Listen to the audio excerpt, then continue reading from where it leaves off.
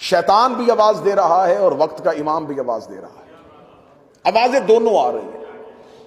आपके पास एक डिवाइस है और आप उस डिवाइस में वो आवाजें जो इस हवा में है वो सुनना चाहते हैं।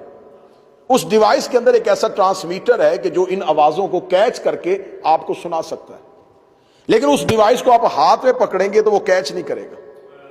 आपने उसकी फ्रीक्वेंसी को सेट करना है। जैसे जैसे आप सेट करेंगे तो जैसे ही उसकी फ्रीक्वेंसी उसके साथ मिलेगी, आवाज आपको क्लियर सुनाई देनी शुरू होगी। सही बात है क्या? इमाम की आवाज आ रही है, हमारी फ्रीक्वेंसी सेट नहीं है।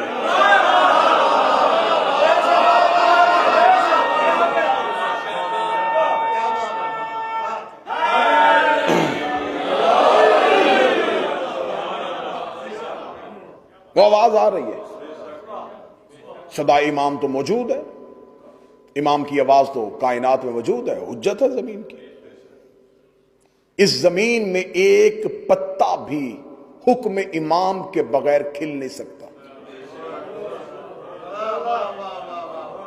क्यों? जमीन पर इलाही नुमाइंदा मौजूद है।